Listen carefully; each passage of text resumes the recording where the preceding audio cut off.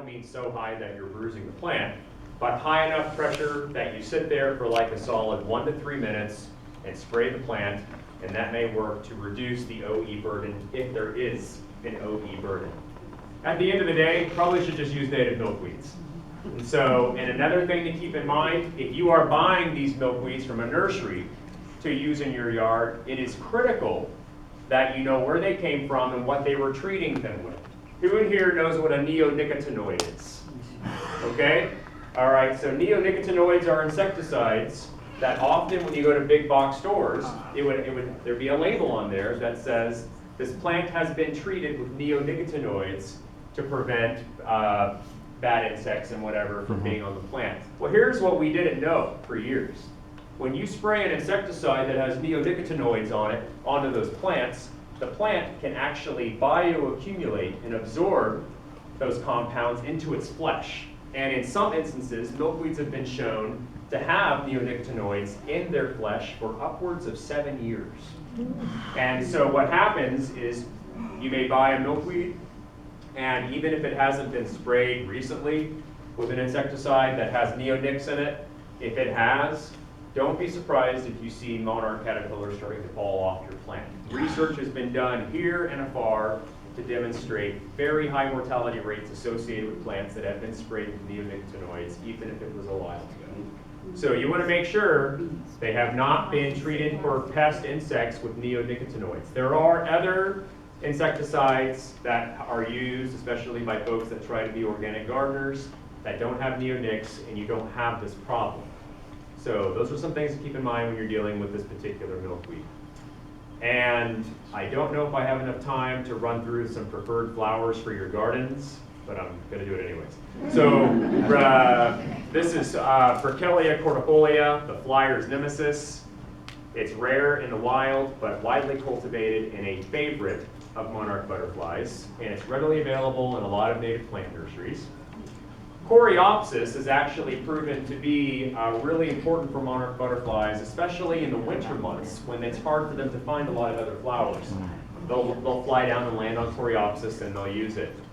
It's very surprising, but they do. Anything in the genus Eupatorium.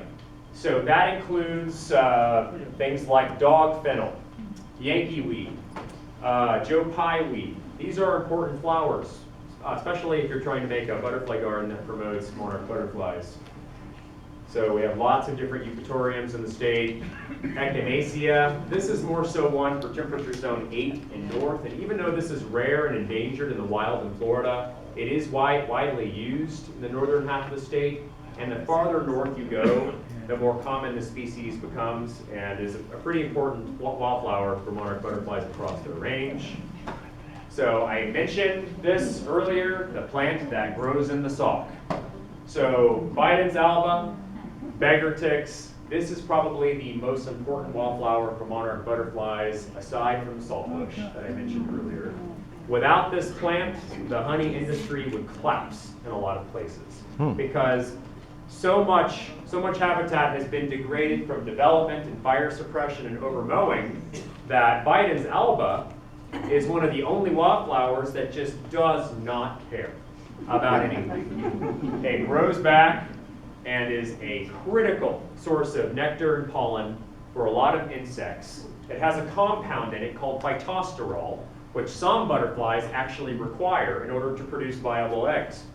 In addition to that, the whole plant's edible, top to bottom, for people. So it's a very useful plant. So if you have these in your yard, I urge you to leave some, like on the back 40, or mow them away from your trail, but you should definitely leave some because it's such a good plant for monarch butterflies and everything else. The ironweeds. We have numerous species of ironweed in the genus Vernonia. So definitely a must-have for your butterfly garden, especially if you're trying to bring in monarch butterflies. The liatris.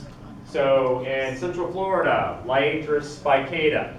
The dense blazing star, Liatris chapmanii, Chapman's blazing star, Liatris elegans, the elegant blazing star. We have many different blazing stars, but they all typically look like that, and that's a must-have for a monarch butterfly garden. The goldenrods, so Solidago odora, Solidago fistulosa, I could go on. There's lots of goldenrods.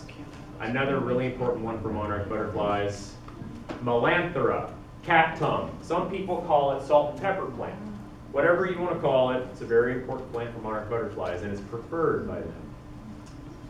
And to wrap up here, this has not been an easy project, and there are even people in this room that have worked with me on this project, and they know just how hard it has been. And so you can see right there, see how long that taproot is on that milkweed. That's not even an old one.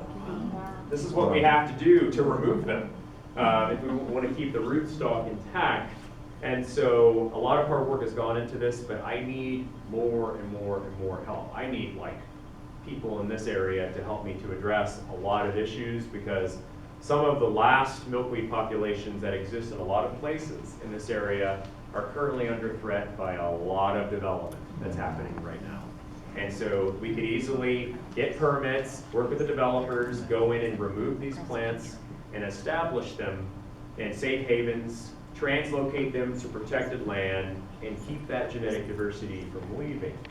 So if you know where plants are at, don't assume that someone knows about them or that they're not important. You see a milkweed along a roadside, assume that no one knows it's there, and reach out to someone and let them know that it's there. So please look up the Monarch Milkweed Initiative. That's the Facebook page for it.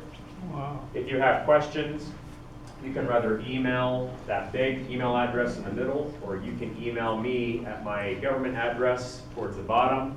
And those are some handy, useful websites to help you to understand or dive into understanding monarch butterflies or milkweeds a little bit better. And I would be happy to make this PowerPoint available. I can email it to you, and then if anyone wants to download it, they can have it. Are there questions?